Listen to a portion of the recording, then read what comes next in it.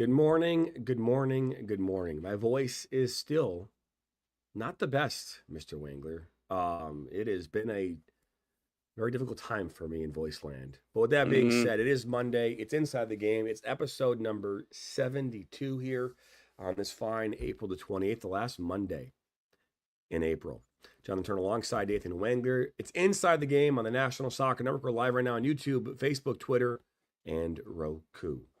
And Nathan, I would be remiss if the first thing I didn't ask you is how in God's red earth did you get burnt in the manner in which you got burnt I know you on had your to address forehead? the elephant in the room. It's okay. I get it. You may as well My get it voice out is of the gone, so way. I'm going to go after your face. So. No, it's one of those classic times where you know uh where you should do something, but you're like, nah, I'm good. And especially early in the summer days when the warmth comes back in Michigan and you go through an entire winter stretch and it's like, let's just say, like, 62, 63 out. You're like, I'm fine. I don't need suntan lotion. I don't need any of that stuff. I'm like, I'm good. Like 63 ain't nothing. But then you're out on your back porch for a stretch of time and you start to realize, certain things are turning red. I would show you the full extent of the farmer's tan, but that would have to require me taking my shirt off. And I don't know if this is a PG-13 show or not. But anyways, what I will say is that when you let it go for a little bit, especially if you're a ginger, that's a problem. So as you can tell, I had a hat on, a backwards hat. This is where you can actually see where the hat covered. Oh, oh, that, and then that, and all that was not. So, it hurts a little bit. It's not too bad though. My arms also got fried. But hey, you need like that base burn, and then everything else can build off of that. It almost like turns into tan after a while. So, not too bad. Not too bad. All things considered, it could have been worse. Because I did have sun poisoning once, and that stuff sucks. By the way, you're muted. Oh no, I know. There I, you go. I was I was going to say that the I've been in your shoes literally many times in my life. I do not get a You a tan. fair I, skinned I guy I'm too? either Yeah, I'm you either burn. pasty white or I'm bright red. Like there's not like this thing There's where no middle. No, no, I'm either no. pasty white Right, or I am lobster red. right. Those are and there's no way around it for me. I know most people Um, scowl at the idea of SPF 100, but that's actually my best friend, believe it or not, because I've paid the price the other direction before. So, you ever had sun poisoning? Now that's no, no, I don't. I that's mean, bad. I've had water poisoning, but I haven't had sun Okay, poisoning. okay. Actually, I've never had water poisoning. That was a joke. But since we're making fun of you a little bit this morning, I want to make fun of myself. Why not, right? So this here is Oh, the game from this weekend. So we, as you know, we have we do the Detroit Metro games at Legacy Sports Center, and the struggle for me this on Friday was real. I did not we did not have a podcast on Friday, and that was mainly because I had this inclination that I was going to have to call a game on Friday night, and I needed to try to at least do something to preserve my voice, um, to have some ability to be able to call the game because I was losing my voice since Wednesday, and it's been really different. So I remember when we showed the highlights of me doing the state finals game 4 Rochester Adams and how my voice was at that point 4 games in the day, how bad it was. This is the first goal of the game. Max Rogova Jr. Well, just right up the middle. Right, all right to Rogova. Rogova on his left foot! Max Rogova on the 37th! 1-0! mm, That was, yep, that was, mm. yeah. I mean, the passion's still there. Just, it, Yeah, I like the energy. It felt like it hurt. It felt like it hurt. yeah, I'll give you that. it, it still hurts. But But yeah, um, another interesting one of these games. You do these games, and Detroit Metro, obviously a new team. In UPSL, and well, the first game out against FK Olympic, they won 5-1. This past weekend, they lost 3-1.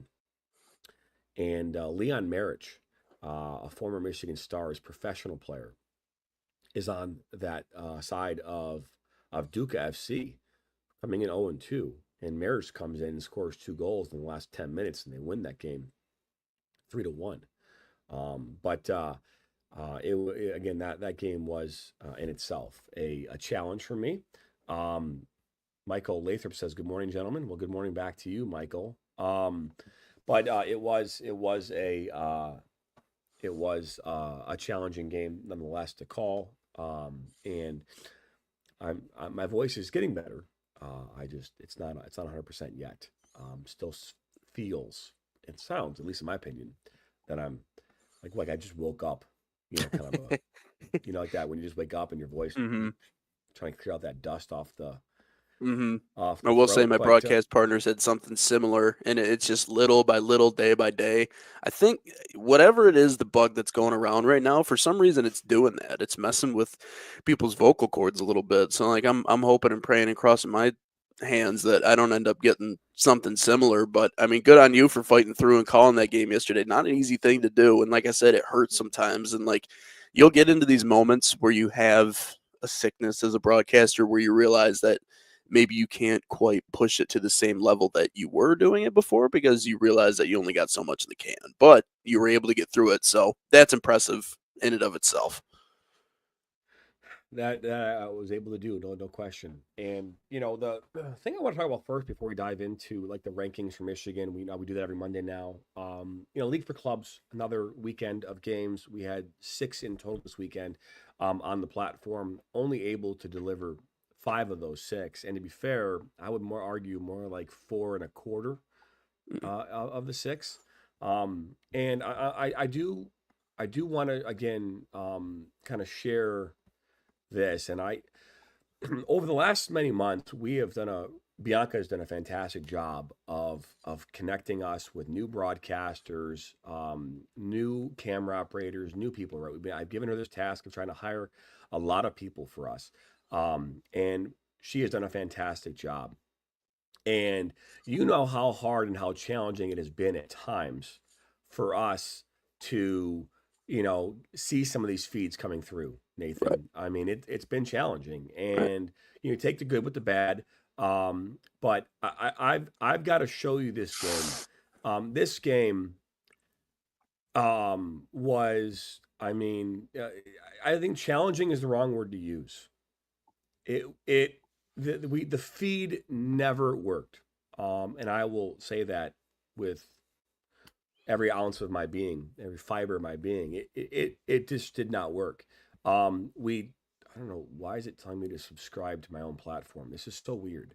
It's like okay, I don't yeah sorry. It's like I'm trying to get ready to put this on the screen, and it's giving me like this error message saying I need to subscribe to my own channel, which I'm already subscribed to. So it was very very It's my strange. channel. So I'm going to share my screen right now, and here it comes. This is what the feed looked like for this game on Saturday night.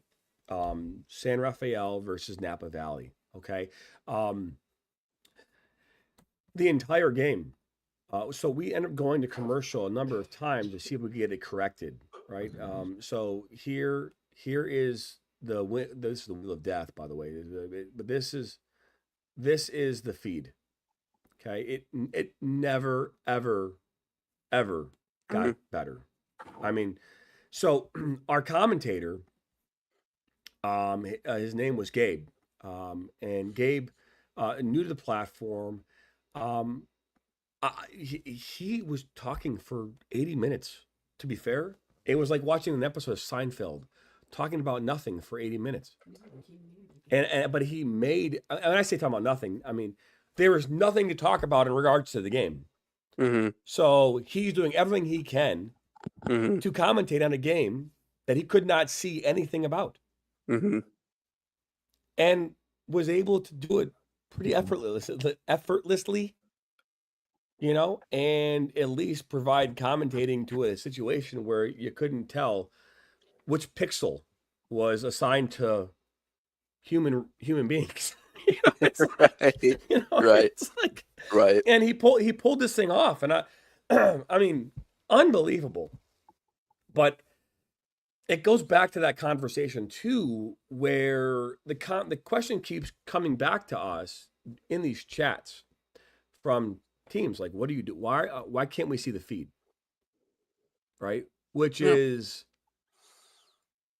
what would you like me to do, right? And Mm-hmm. this is why we're gonna have to keep talking about this, at least as this growth continues to happen here over the coming weeks, months, and we continue to kind of go through these growing pains. Mm-hmm. But like these feeds, so we are in the process too, Nathan, of putting together a disclaimer that's going to go on the screen before all games now. Mm-hmm. That will say that there, in the event that we might not be responsible for the feed. Like I am relying on production companies who I do not pay. I am relying on AI technology and other resources in order to get feeds into our environment, so that we can in fact do this from wherever we are doing it from. And if I'm relying on an AI camera like a Veo, like that camera did not work on Saturday, Mm-hmm. right? And Mm-hmm. I mean, to be full disclosure, I'm on the phone, and I've already talked about this, and I think we even talked about one of our social media meetings how maybe I should like literally have someone just following me with a camera on a Saturday night, and you hear Just to and, see. and see how this is all working, Right. because I'm literally going from station to station to station. I'm on the phone with different people, throughout the evening, making sure we're getting the feeds. Our producers are all dealing with it as well.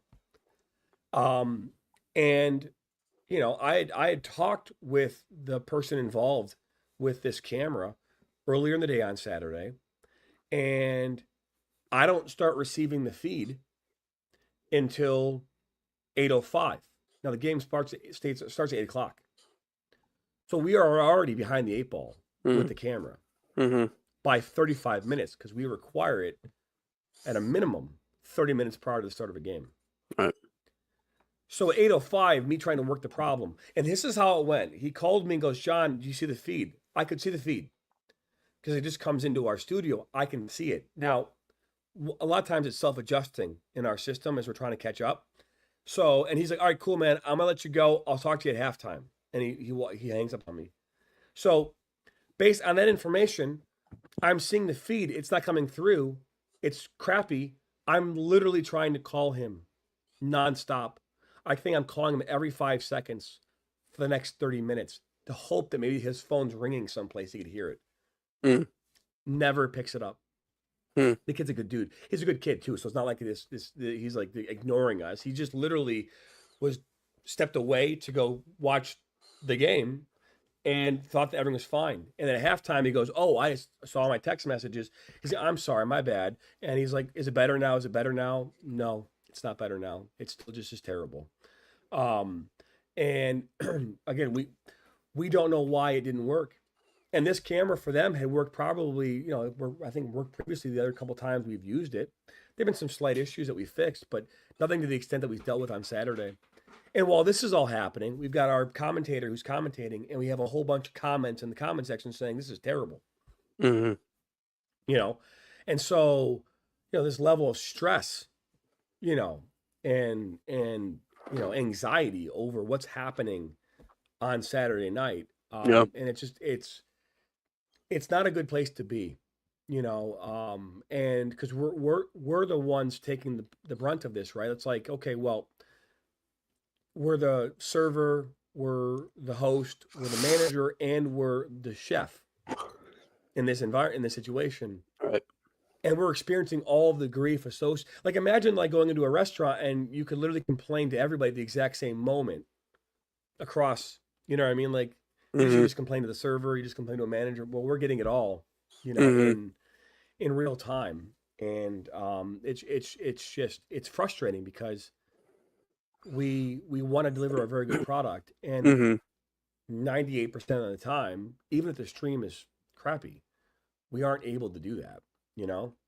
All right. you know, And that's and very quickly, and I'll let you finish your thought, but like it kind of brings me back to, when you and I, because we're calling teams right now, we're trying to get teams set up for the season and get all the live streaming going. This is something that is really important to us because it's a big part of our game, right? If we want to spread the game, we got to be able to give exposure to teams and places that maybe don't otherwise have it. Um, and that's important even for something like the league for clubs. You might not have known about them unless we're covering it. And you've said before, right? If it's not on our platform, where is it going to be? I mean, I'm not even really quite sure they had something quite to the level of what we do. But the other thing is like when we talk to coaches, you say something very specifically. You're like, this is something that you have to take seriously and you have to constantly be on top of it. A lot of times in what we do, it's not just a simple, oh, you got it, we're good to go, okay, that's fine, that's all the work that is required. Like, no, there's a little bit more that goes into that, and constantly monitoring. I will say sometimes the VO cameras can be a little problematic, the AI cameras can be a little problematic, and that's the issue that we're running into, is that with how automated we're becoming in all of this, we're still trying to fine tune a lot of the bugs. But yeah, the tough thing is you can't just walk away like that. You have to be constantly troubleshooting it, constantly making sure that it looks good. Because again, the people that care, the people that are invested, that want to see your team, that want to see the product, aren't getting the full experience because again, they're fighting through a lot of these technical issues. The thing that surprises me though is just how vast the differences are, right? There's some teams that have really good stuff and really quality stuff. There's other teams that are struggling and kind of trailing behind. So trying to even that out has been, unfortunately, we found, I feel like that's pretty difficult. yeah, and Michael, I appreciate, I appreciate this. I mean, I really do. He says it's an unfortunate bad look for a new soccer network. Um, I don't know if I look at the word the same way that you do. I don't know if I look at it as unfortunate. I look at it as it's part of our process. Um, and the thing I keep saying is this: regardless of whether or not um, we are responsible for the feed or not, the the reality in our world is that if like for example this team, it'd be in VO Live right now. So if they were not sending it to me, it'd be going to VO Live. Okay, go figure that out. You know what I mean? Like if it wasn't, the team might be putting it on their own YouTube channel, but put it on Facebook, right? And if they did that, it wouldn't have any graphics, it wouldn't have any commentary, it wouldn't have anything, right? It would just be up in some place, All right. right? So while it may be unfortunate or it may be bad, it's either this or nothing.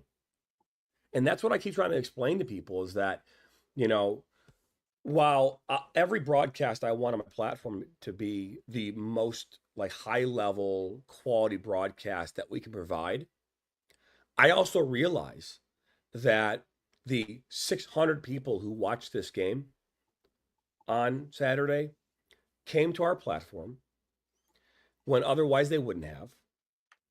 They had a chance to hear our commentator through that entire mess. Okay. They had a chance to know what the score was. They had a chance to get that information, right? Mm-hmm. They were introduced to our sponsors, right? And while all that happened, they'll come back next week for more because their team's playing. The latter is, and I keep saying this, and I've said this since we first started this, is that right now it is either this or nothing. Mm-hmm. Like that's the bar right now, Mm-hmm.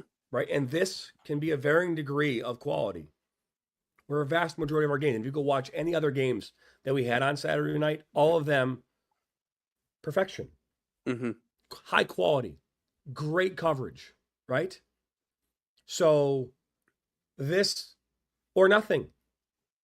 And there'll be a time where it goes from this to, or this or nothing to this, and then wow. I mean, like that will be where it goes from. Because right now it's this or nothing.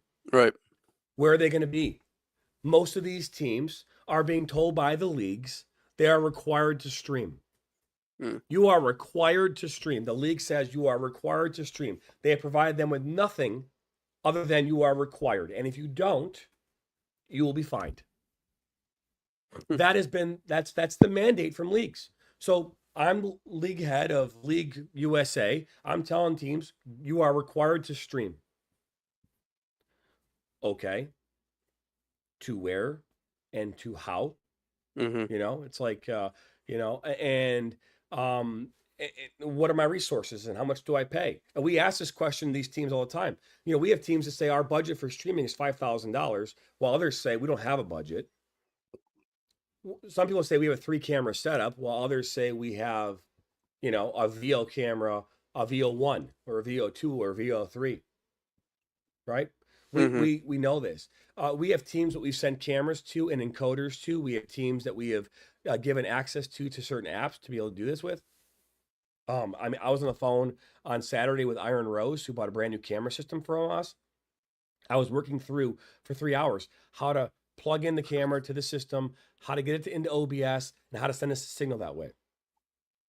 Spent 3 hours with them on it, right? Walking them through every possible parameter to make sure we had it properly. Yeah. We did that with every, so we're doing that. But I think it's wrong for leagues to say it's mandatory, right? I think it's wrong for a league to go, it's mandatory that you stream. Okay, well, how does that help your league? Mm-hmm. All it Yep. does is put pressure on teams to do what you are requesting them or requiring them to do. Mm-hmm. It's forcing this pressure on them. And instead of making it mandatory, what it should be is if you're going to stream, here are the minimum standards. Right. Like you can't, if you're not going to stream, fine. But if you are going to stream, here's the minimum requirements. Right. Here it is.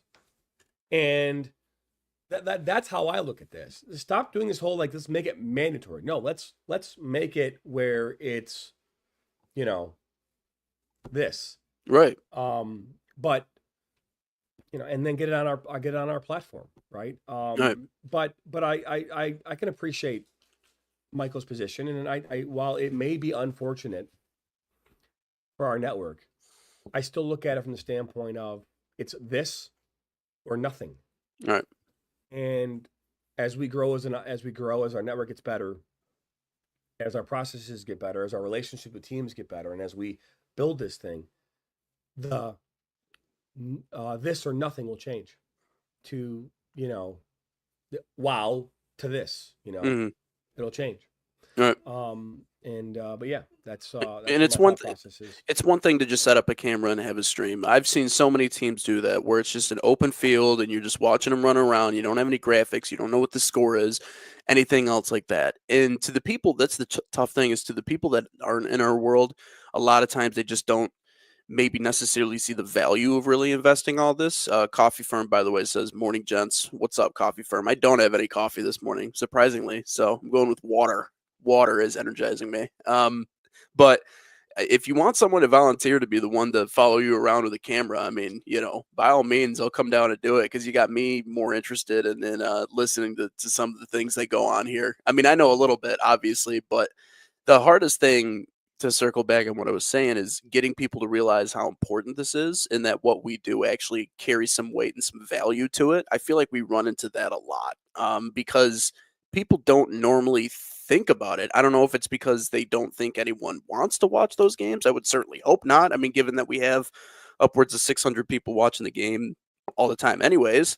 So, that to me is like it's going to be popular and important. And there's a reason. I have to imagine, JT, there's a reason why the league put that rule in place. Like they don't just willy-nilly put that in place. I think they No, they wanted it don't. there. All Yeah. leagues are doing this at this Right. level, and they're doing Right. it because they're doing it because they want the exposure, right? They're doing it for numbers of reasons, and I understand it. Yeah. I go, but you got leagues like USL League 2 that say it's required to stream, but now then they force on a destination that nobody has access to. Yeah. Okay. Like the league has mandated, like League for Clubs, WPSL has mandated that they send the feed to us and onto our platform. That's our contract. Okay. Now, me, as the owner of this network and in charge of all this, of course I don't want these games anywhere else. But Mm-hmm. all these teams are in different markets, and they come with different audiences. And it would be unfair for me in my position to say, well, you can't put it on your own YouTube channel too. Mm-hmm. That'd be unfair. Mm-hmm. So we won't do that to these teams. I'm not going to handicap them. Mm-hmm. I'm not going to do that. We'll Right. put them on other platforms. I will follow through on that.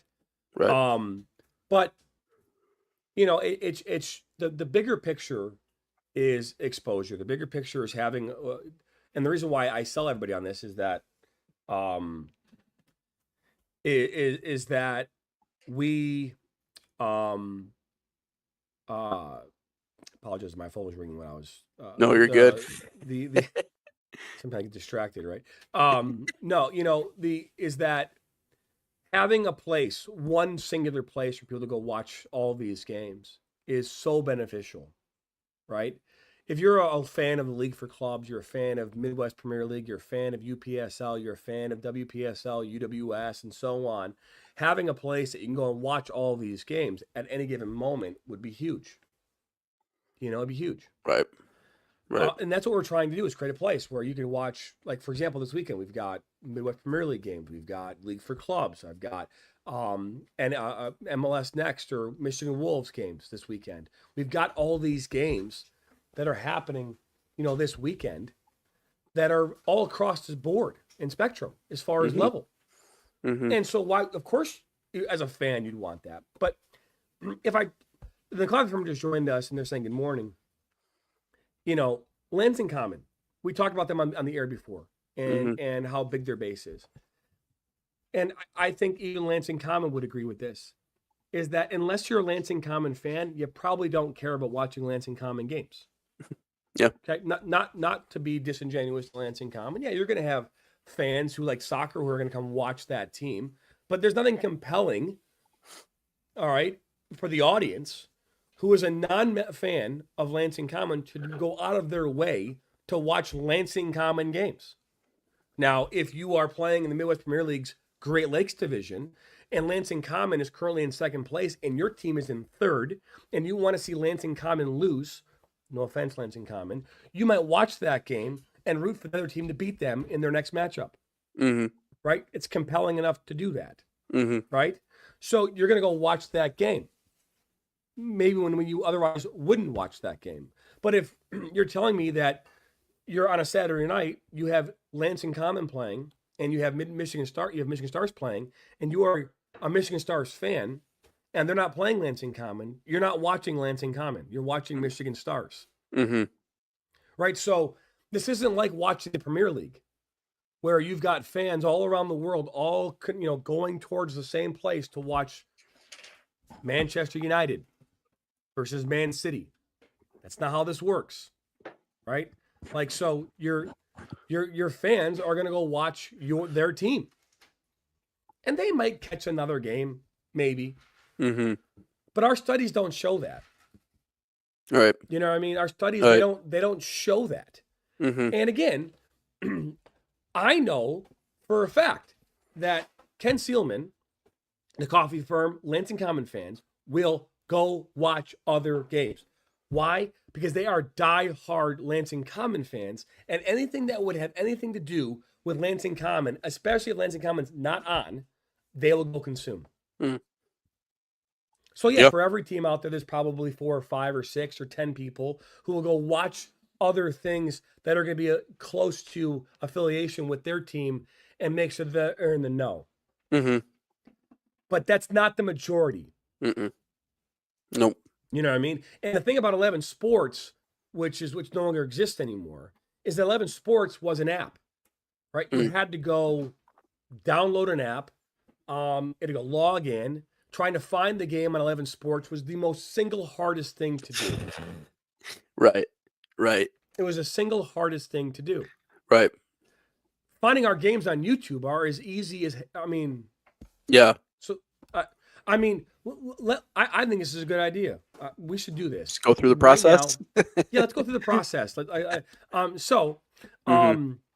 I'm gonna go ahead and stop this screen. We're gonna go, and we're gonna do a Google search. This is gonna be fun. Okay, so let me. I think it's gonna be fun. We're gonna do a Google search to see how this works. The nice thing is that once you do this, Google will actually remember where you went, and so then it's just one click. There you go. So let's just type in. I don't know. Problem is what I don't know is what. Okay, so we have a game coming up on Tuesday. You just type in APSL. National Soccer Network. Nope. I'm gonna do. So WC Predators is playing tomorrow night. So let's do that. We're gonna do it that way. All right. So WC Predators. Predators versus Real Central New Jersey. Okay. And there it is.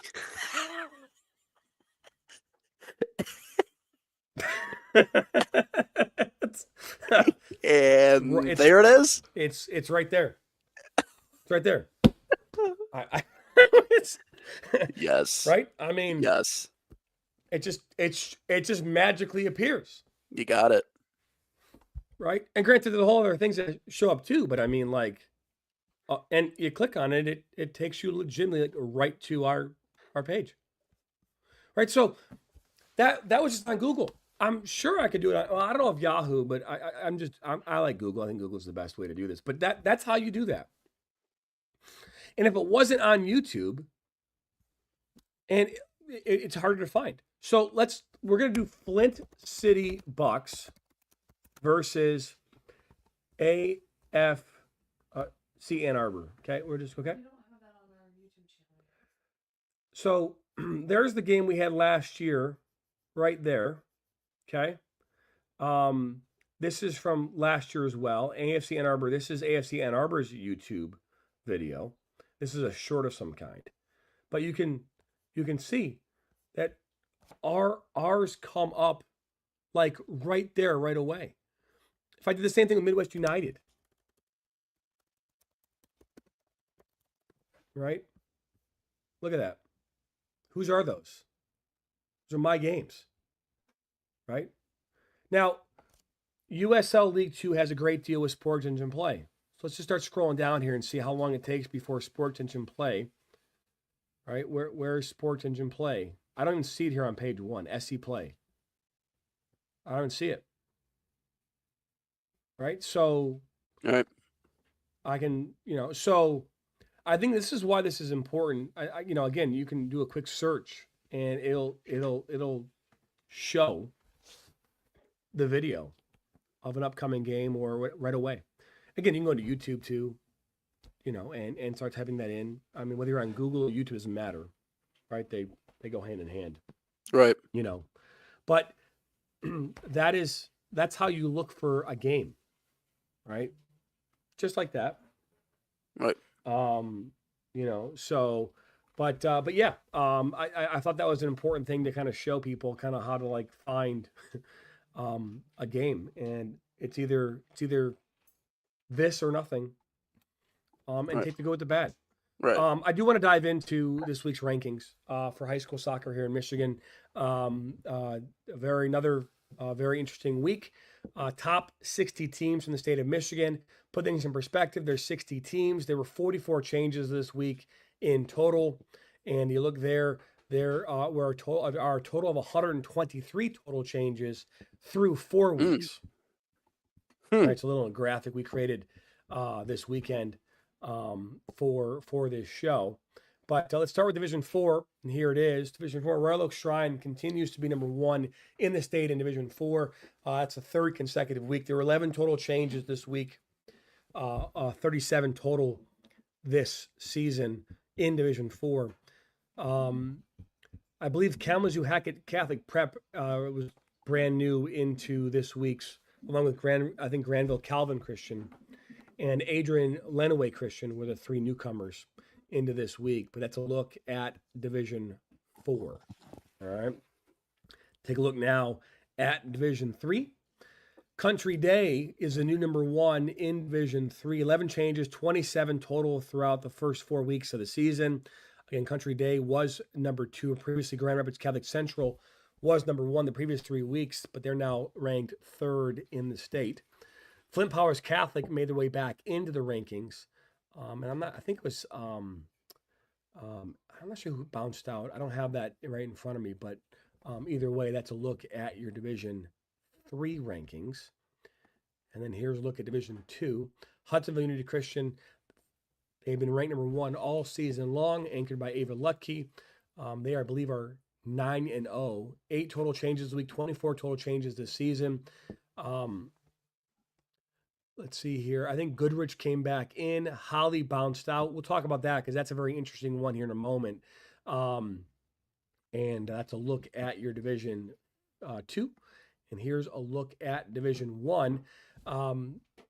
Celine, again, 4 consecutive weeks at number 1, 14 total changes, 35 total changes since the beginning of the season. Romeo was the newcomer this week into Division 1. They are currently sitting first in the MAC Red with Utica Eisenhower right there at their heels. So there's a look at all of the rankings there. But I do want to talk about Holly for a second. Holly had never been ranked in girls soccer up until about 2 weeks ago. And this week, they played Goodrich, and they lost to Goodrich. I think it was either 3-1 or 3-0, right? So they lost to a good Goodrich team, no pun intended. And they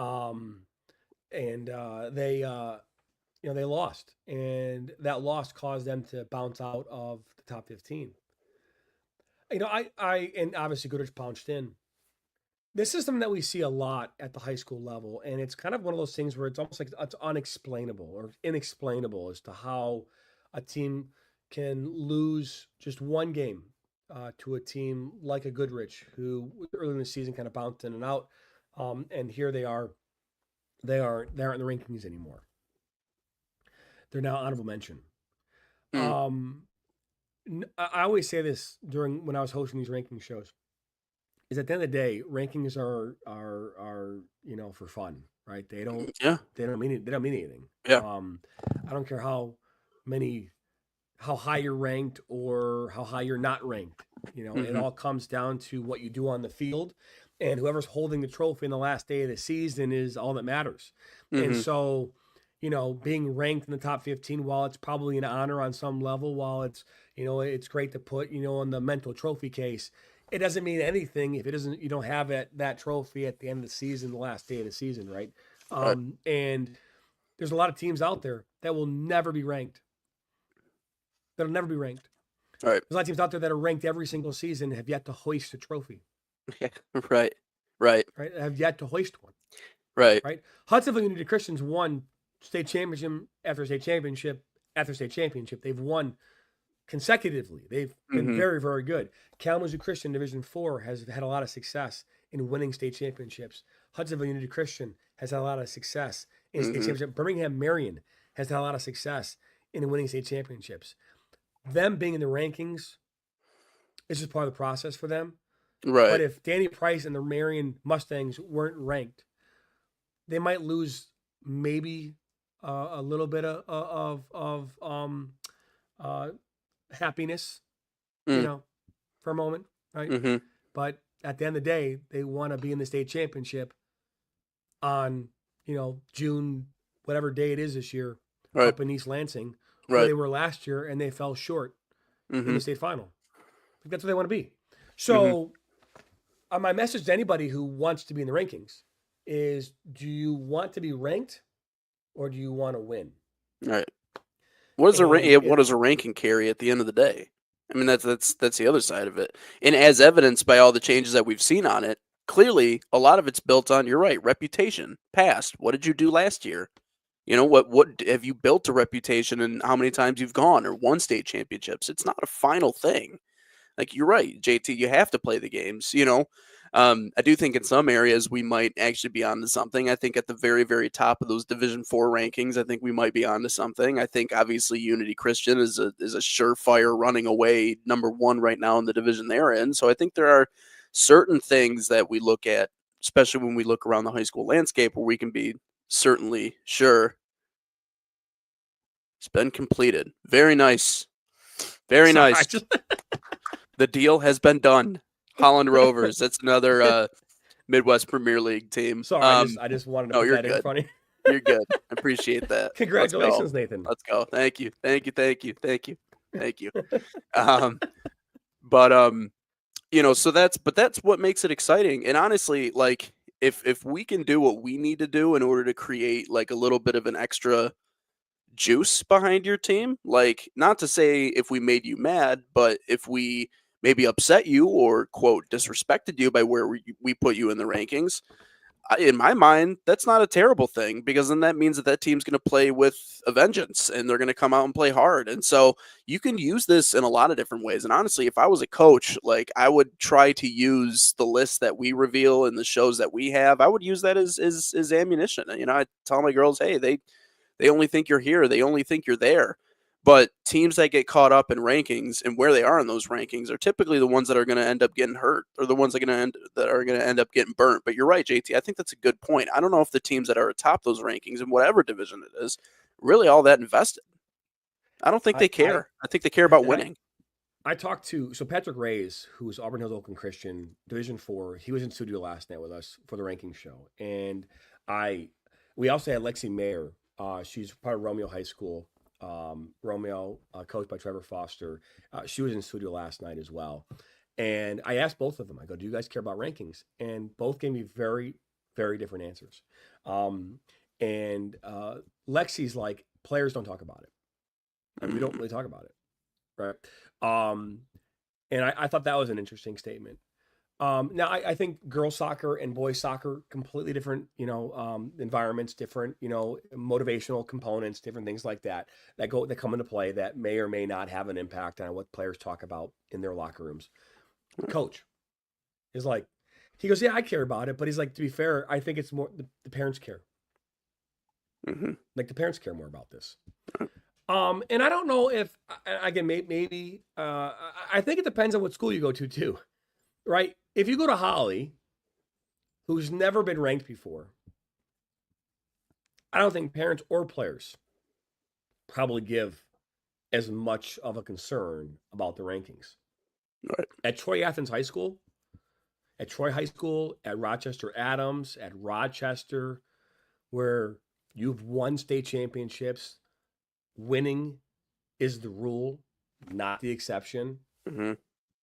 You think you're going to Alabama football? You're not going. Well, we're going to be number one ranked. We're supposed to be. If you're not, we're supposed to be. Like, I mean, like that's you walk in that locker room. Number one is on your mind. Now, granted, it might not be like, I don't think that Nick Saban was there going, guys, like number one. No, my guess is that you're going to be number one in everything that you do. And that will means it will show up on the rankings on Mondays. That's what you're going to do. You're number one. Right. And my guess is that I talked with Jason Clark at Troy Athens, same thing, right? With Tim Storch. They cared about rankings. Of course, Tim Storch cared about the rankings. Of course, Jason Clark cares about the rankings, but that's not what they go through their training sessions going, guys, ladies, we're number one. No, I mean, it's all in the mindset of being a champion. Mm-hmm. When you can hoist a championship trophy on a consistent basis, the rankings come with that. Mm-hmm. It becomes the rule and not the exception. Right. And that is the factor in all of this. And that there are teams out there that will never, ever get ranked, who will go undefeated for an entire season and never make their way into a ranking. And why is because if you don't know how the rankings work at this level, it works in the following way. You are the chair, Nathan. I am a coach within your division. You ready here? I'm going to call you. Ready? Ring, ring. Mm-hmm. Hello. Hi, I'm so-and-so from ABC High School. We want to be ranked. That's great. That's great. Have you won enough games? and then hang on. I'm going to hang up now. And then my buddy coach is going to call you from another school. Oh, ring, boy. ring. Hello. ABC High School should be ranked. Right? That's how this works. Wow. Yeah, that's how it works. Right? So I just gave you like the insider look into how high school rankings work. Right?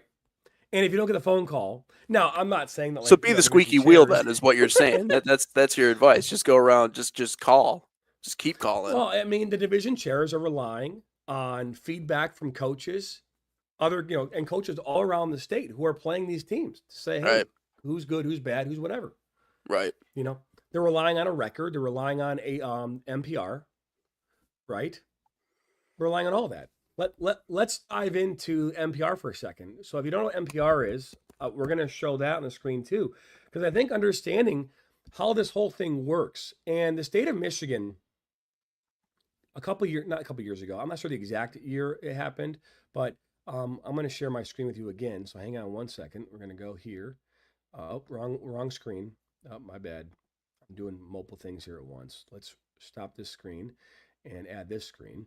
But let's take a look at it right here. So this is, can you see this, Nathan? Mm-hmm. So this is not a specific, this is all divisions, okay? So your NPR is the Michigan Power Rankings or ratings, right? The data updates every 5 minutes. Click on the column headings to sort the data. It's calculated using wins, losses, and ties for games played between teams entered in the MHSA tournament. Scores of games, margins of victory, and location of games are not included in the NPR formula. The NPR number is 25% of the team's winning percentage plus 50% of the opponent's winning percentage plus 25% of its opponent's winning percentage. Okay? So the higher the NPR, the higher you are ranked. All right? So right now, in the entire state of Michigan, Leland is ranked the number 1 NPR. Okay? Based on the teams they're playing and how they've done against those teams and how those teams are playing against other teams that are common. Okay? So if I look at this and just do Division 1, okay? Midland is ranked number 1. They're 9-0, and they have an NPR of 721. Troy Athens, Rockford, Rochester, Adams, all the way down. Okay? So this right here is a telltale sign of how teams should be ranked. Now, Midland is not ranked number 1 in the state, right? We already showed this. If we look at where these teams are ranked right now, which I did here earlier, right? Saline is number 1. In NPR land, Saline is 1, 2, 3, 4, 5, 6, 7, 8. They're 9th at 11-0. Okay? Bloomfield Hills is 10th. Traverse City West, Ann Arbor, Huron, Troy, Berkeley, all these teams. So how is this possible, John? How is it possible? Well, it's possible because these teams, and if I need to maybe zoom in a little bit more, I can do that there. I might make it easier if you just see this. But this kind of just shows you how this works. So if you're a division chair, you're looking at this and saying, okay, Troy Athens is 8-1. Well, who's Troy Athens played? So you come here, okay? Anchor Bay, 1-0. They beat Heartland 4-1. Heartland's ranked in the top 15, right? They beat Marion, right? By a score of 2-0. They beat Trenton, which is Division 2, Bloomfield Hills. They lost to Bloomfield Hills 2-0. Beat Goodrich 3-1, beat Stony Creek 4-1, Grosse Seal 5-0, Oxford 2-1, right? So, and then they didn't play. They had a 1-0 win, which is weird. I'm not sure why this is all blacked out like that, but they had a 1-0 win over Dakota on the 25th, right? And they play Rochester tonight, right? So it just kind of shows you how this works. You know, so if you're a division chair, you can go through those and say, okay, well, who do they play? Well, Troy Athens is in the OAA Red. Right, we've talked about this, and then the last 3 years, the last 3 state champions have come from the OAA Red. I actually think the last 4. Rochester Adams, Stony Creek, Bloomfield Hills are your last 3 state champions out of the OAA, out of the state of Michigan, and they all came from the OAA Red. Again, we talk about how good this division is and how good this conference is. That's it right there. Right? So that's how they figure this stuff out. So use that along with coach feedback, because, you know, wins. Looking at this as well, this data is you can analyze it. It doesn't always tell the whole picture, right? You know, okay, what is Athens known for? What is Goodrich? Looking at all this, right? And so that's why, you know, yes, the data here is very helpful, and then having feedback from coaches is also beneficial. But this is how the rankings are compiled. All right. Which seems like a very confusing process. I mean, just kind of like watching it just from the outside looking in, right? Like if I'm just a fan, this is the language. And so this is why it's important to kind of pay attention to learn this, because the hard thing is when you look at stuff like the information that is immediately available to people, one of those things being record. Wins, loss, ties. We run into this all the time. Teams undefeated or team only has one loss. So why are they not higher in the rankings? Well, you have to factor in all those other things. You have to factor in strength of schedule. You have to factor in, all of those other little elements that go into deciding a ranking. But again, does that impact at the end of the day your opportunity to go out and win a chip? Not necessarily. And that's the beautiful thing about the soccer world is that everybody gets an opportunity. It's not like you have to perform to a certain level to get into the playoffs. Now, mind you, you're going to put yourself in a better position if you do. But that's the other side of why these rankings, there's a lot of science that goes into it. It's not just the numbers that you see in terms of the record or we beat this team by X and X amount. You have to factor in strength of schedule. You have to factor in all these other things. And so that gives you a look into the science as to why these selections and why these teams are put where they are. But your record or what you've proven against your conference foes or what you've proven in that way so far, none of this really changes any of that. I just find it interesting the difference between, there's some places that really care about it, and then there's other places that, again, like we've said, just kind of take it or leave it. It's not like they're horribly invested in all of it. All they want to do is just go out and win. Like there's almost an expectation, like you talked about with Unity Christian and Royal Oak Shrine and some of those other places. So that's kind of a look into what goes into it and what at least gives us the best understanding of, or them the best understanding of who should be where. But again, it's all just a guesstimate. A lot of it is just a guesstimate. It's just meant to stir up storylines. And that's kind of the entire point of why we do this, right? It's not that we want to incite people. We just want to create storylines that make these matchups more interesting as the seasons go along, which everything that we're talking about creates that. It creates that juice. It creates that want to watch this team or that team or this conference. Will another team from the OK Red win it? I don't know. There's probably a pretty good chance because we know how much soccer talent is really kind of compact into that one area. By the way, quick aside, I got a text from my dad yesterday. He was in Ann Arbor. He went to a little Irish pub in Ann Arbor. They were having a watching party for the Premier League championship between Tottenham and Liverpool. So my dad, not really being a soccer guy through and through, was plopped right in the middle of all that. So I was trying to teach him stuff as it was going. And I'm like, yeah, this is, to a minor extent, but this is kind of what it looks like. They all wear their kits and all that other stuff. But anyways, that is just a brief aside. But yes, that is the science that goes into it. And it makes more sense when you break it down like that. But again, wins, loss, ties doesn't really tell you a whole lot. There's a lot that goes into it deciding exactly where these teams are. Well, and that's why, like, you one thing you don't get to choose per se when you're a high school is the league in which you're a part of, right? You're Right. part of a conference or a league, and that league and how good that league may or may not be, you have no control over that, right? So, like OAA, you play one game. You're not playing your opponents more than once. You're playing them one time, right? So you're Mm-hmm. playing Troy High. You're playing all these teams once, and obviously that league is very good. So that means you're playing 7 games, maybe 6 or 7 league games, and you get an 18-game schedule. So you're going to find 11 other games, right? 10, 11 other games to play. So you're Right. going to go, what are you going to pick?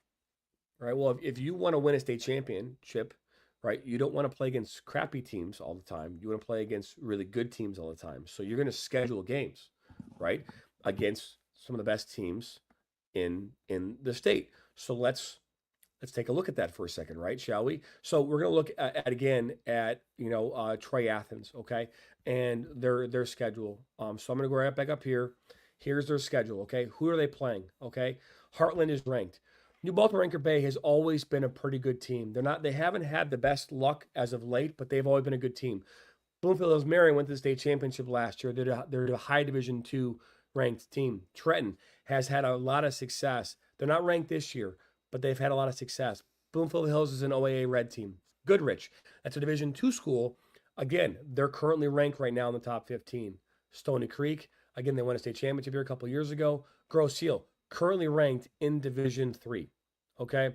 Oxford, OAA red. Macomb, Dakota, they're not currently ranked. They play in the MAC red. Rochester, currently ranked OAA red. Grand Blanc, that's Greg Keeler and Grand Blank's always had a really good program. They've won a lot of district championships. I don't think the girls' side's ever won a state championship. I could be wrong. Spring Lake, they won last year's Division two state championship. First time in the history of the school, right? So they're going to that tournament on May the 3rd. Traverse City West, another really good program. Troy High, currently ranked. Clarkston, that is again another OAA red team. Rochester Adams, obviously won the state championship last year, right? OAA red team. Royal Oak is in OAA white, right? So those are, the teams that they're playing against right now, right? And that makes them very, very dangerous. And that's why their NPR is where it's at. Because they're playing extremely good teams every single night of the week. Yeah. There's no nights off. Mhm. You'd argue that maybe that Royal Oak game isn't that off for them. You'd argue, it's no different than Alabama when they play Eastern Michigan. Or whatever. You're picking sometimes, but Eastern Michigan is still a team that would help them in NPR because it's better than playing against maybe Appalachian State or something. It's like, you pick Right. your Right. mid-major conferences, and that gives you the biggest opportunity to get points and a win. Mhm. Right. So that would be, the biggest difference in that. But that's an example of how that would work. And so like Holly plays in the Lakes Valley Conference, like LVC or Flint Metro. I don't remember which one they play. I think it's the LVC or it's Flint Metro. And a lot of times those teams, there might be one or two teams in the league that are okay, and the rest are just a combination of varying degrees of not good. Right. And so when you win those games, they don't mean a whole lot. Now, a win still means something, but in the relationship to NPR, and it doesn't mean anything. Mhm. And to put in the best way to perspective is that Troy Athens goes out and they play against a weaker opponent who, let's just say, for example, we'll say weak. When I say Royal Oak might be weaker in the whole scheme of things, but it's not weak enough. Let's go all the way to like the OA Blue, which is Pontiac High School, for example. Mhm. And nothing against Pontiac High School, but they're in the OA Blue. Okay. A win against Pontiac in the OA Blue Mhm. is actually worse than losing against Berkeley in the OAA Red Hmm. in NPR land. Mhm. Right. So to put that in perspective, because you're going to go beat Pontiac 8-0, you might lose to Berkeley 1-0, but winning that 8-0 doesn't do you anything. And losing to Berkeley actually does something for you.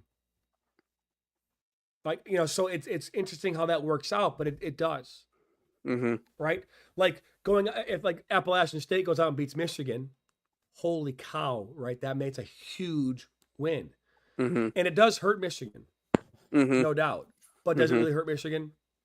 It's like, No, no, it not in the doesn't. grand scheme of things. No, it Yeah. doesn't. So Right.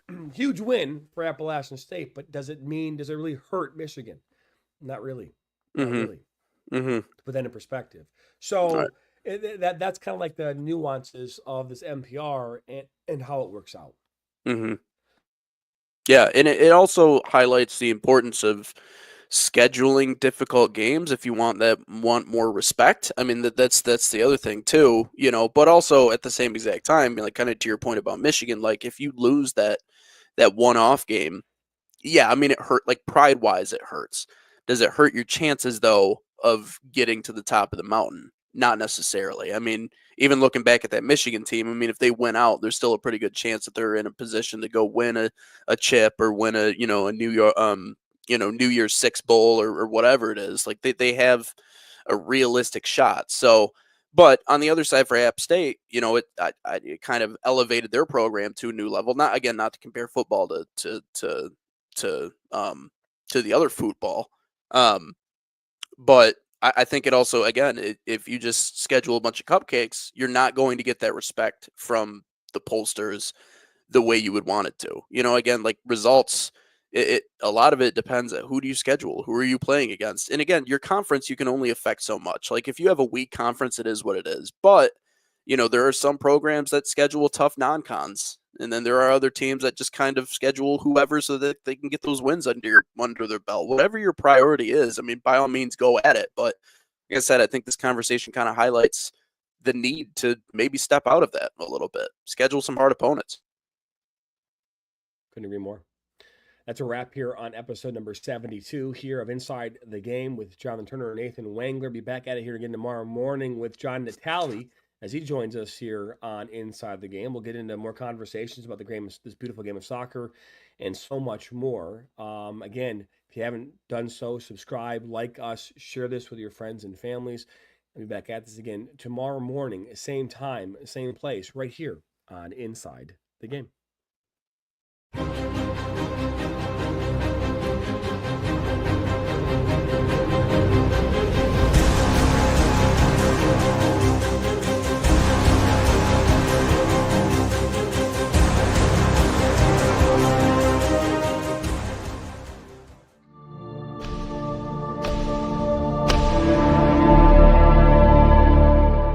This has been a presentation of the National Soccer Network.